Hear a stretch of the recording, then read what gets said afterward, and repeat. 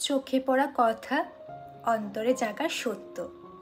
কলমে ও অলঙ্করণে শ্রী সুকুমার মল্লিক।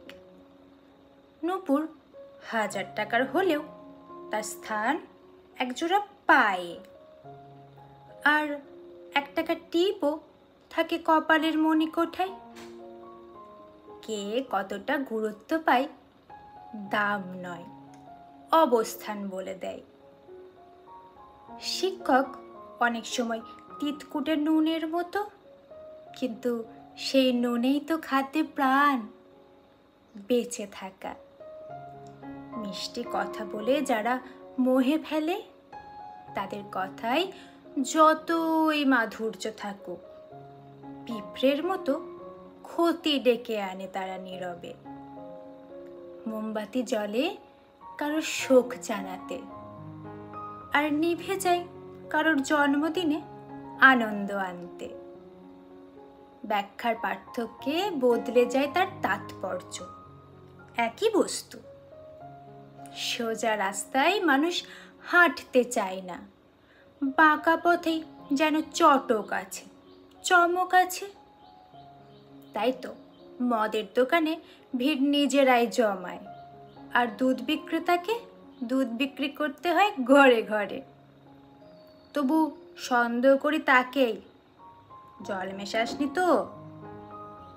আর নিজেরাই মদের জল মিশিয়ে তৃপ্ত হয়। মানুষকে বলো জানোয়ার, সে অপমান বোধ করে। আর বলো সিংহ, সে গর্বে গদগদ। একই প্রাণী, ভিন্ন শব্দে ভিন্ন প্রতিক্রিয়া। এটাই তো আসল জীবনের বিপরীত ব্যঞ্জনা। পাথর দিয়ে ভাস্কর্য হয়, কিন্তু সেই পাথর যদি রাস্তার বাধা হয়, লাথি খায়।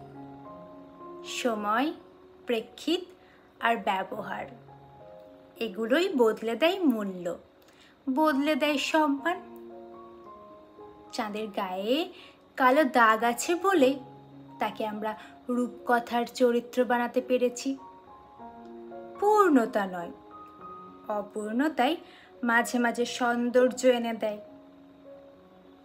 জীবন সরল নয়, সে ব্যতিক্রমের মহা পাঠশালা। প্রত্যেক বিপরীত ভাবনার ভিতরে লুকিয়ে থাকে এক আশ্চর্য শিক্ষা, আর সে শিক্ষাই আমাদের বড় করে, যদি আমরা চোখ মেলে তাকাতে জানি আর হৃদয় মেলে বুঝতে শিখি। নমস্কার।